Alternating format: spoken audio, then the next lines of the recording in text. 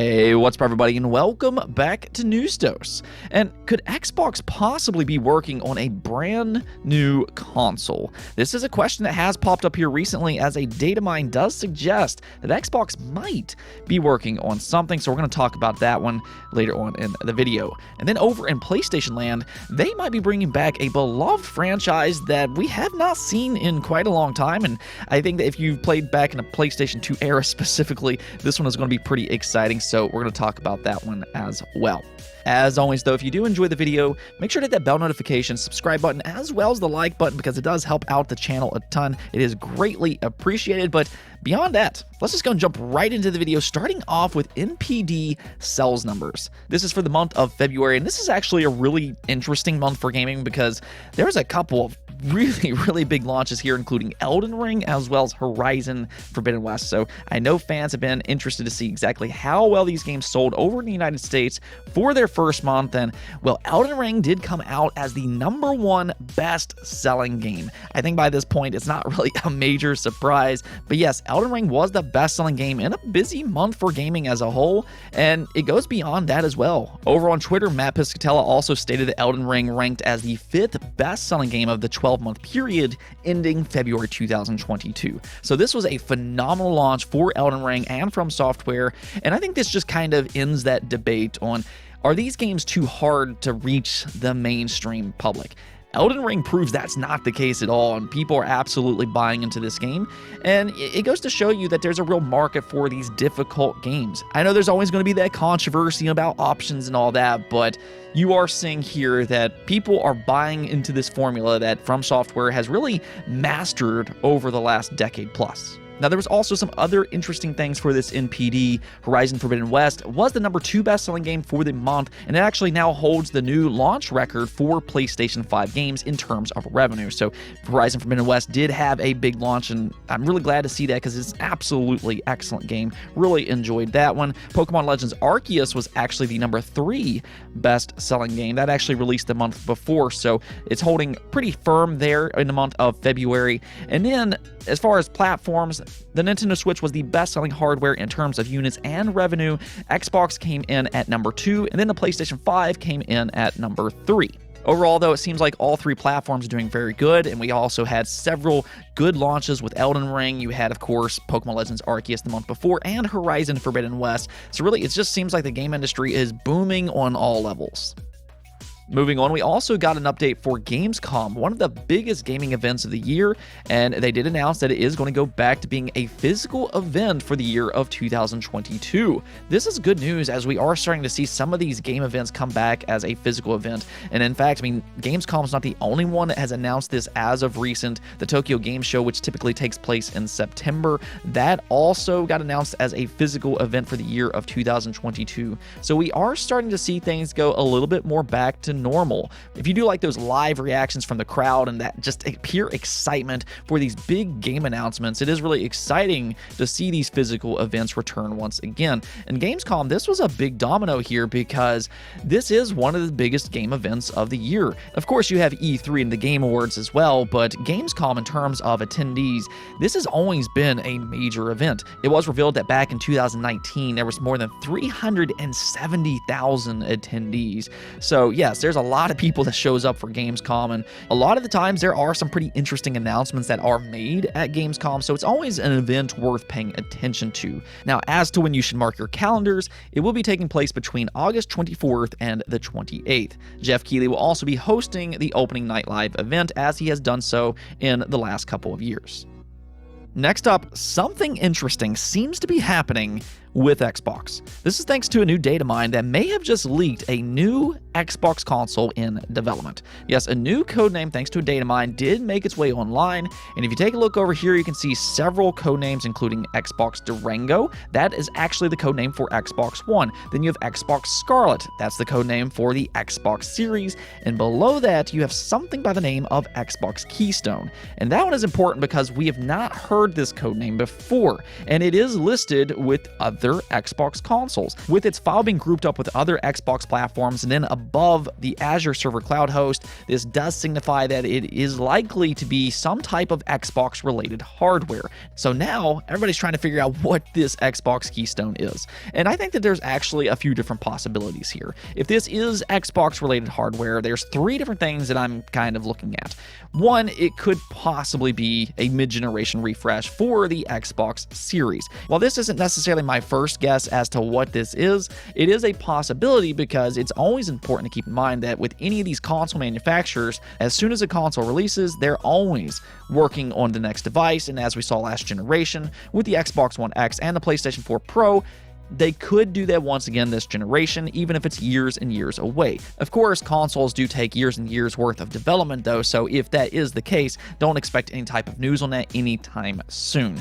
Now, another possibility that this could be though would be a handheld Xbox console. This is something that we have heard about over the last year, as it sounds like Xbox has played around with the idea of a handheld Xbox console. Now, I myself would absolutely love that. This is something that I have wanted them to do for years and years, and I know several other Xbox fans have wanted them to do that as well.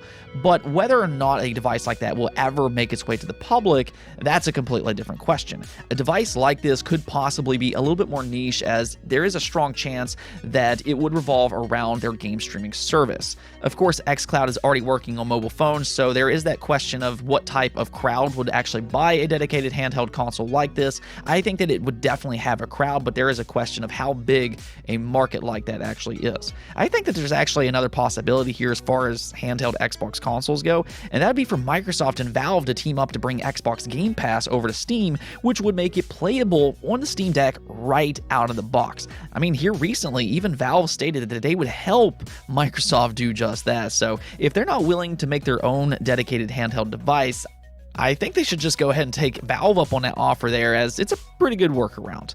Speaking of game streaming though, that actually takes me to the third possibility here, which is actually my own personal guess, and that would be for a cloud-based Xbox streaming stick.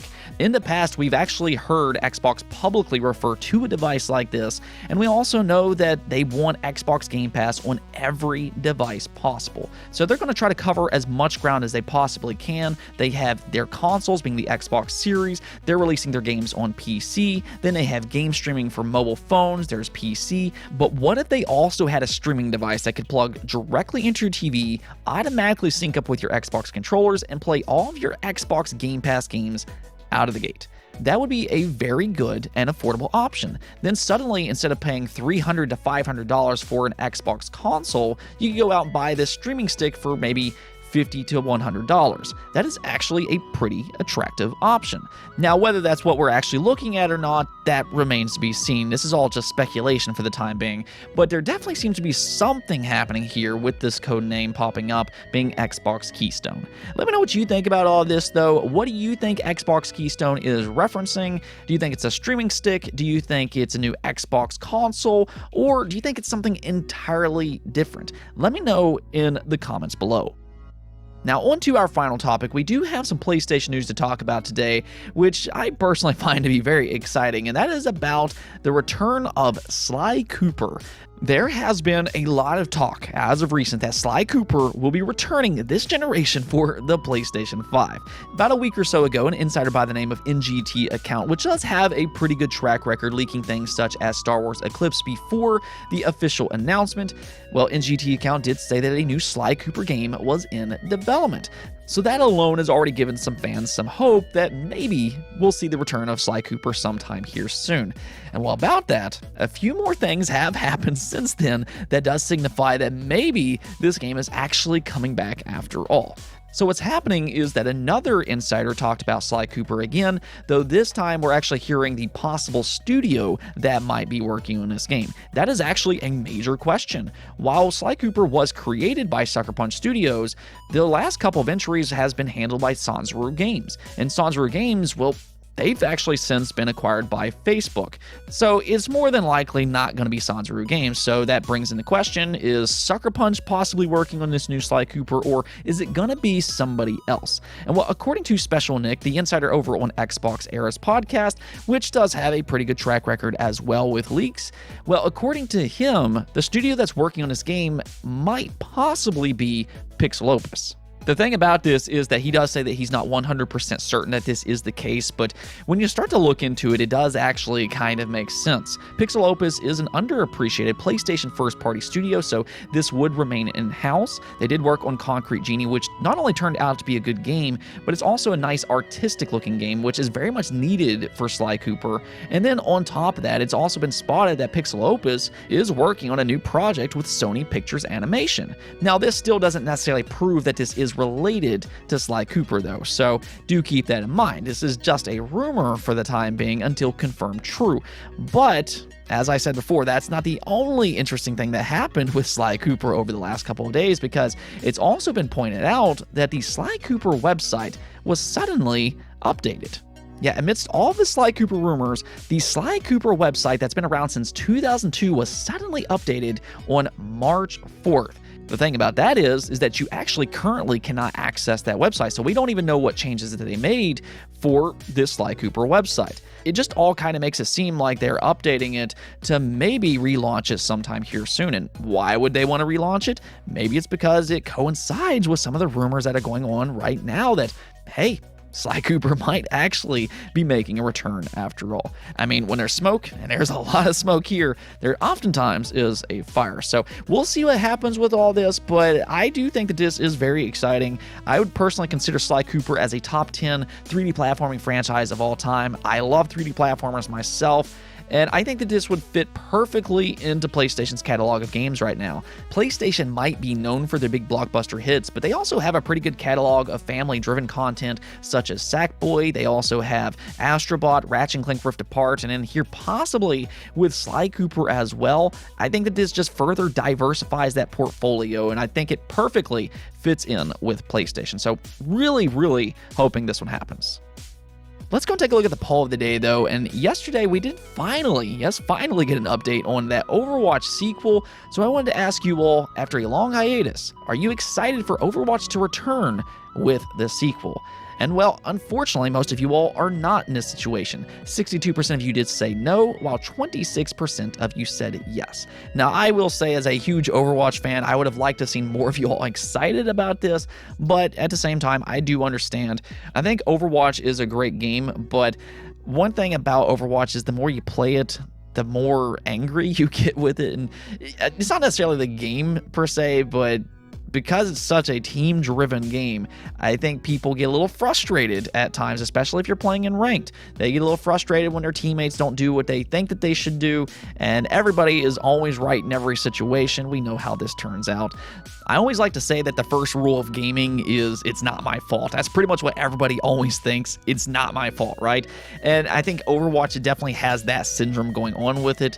I think for some people, it can be a little frustrating with just how team-driven it is. Now, that's kind of the thing about Overwatch 2, though. They are doing 5 versus 5 instead of 6 versus 6, so that should actually change the game quite drastically. I'm really interested to see how that one turns out. It's also going to have a ping system, so people that don't have a microphone, they might be able to communicate a little bit better with that ping system. So it does look like they're trying to improve that aspect. They're also reworking several characters. They're bringing in new characters. They're going to have new game modes, and now it's just going to be interesting to see if they can bring back a big part of that Overwatch community. As a big fan of the first game, I am hoping that is the case. Anyways, though, that's it for this episode, but if you liked the video, don't forget to bell notification and subscribe button for more content just like this. Also, if you'd like to support the channel through Patreon, thank you for making this content possible. Peace out.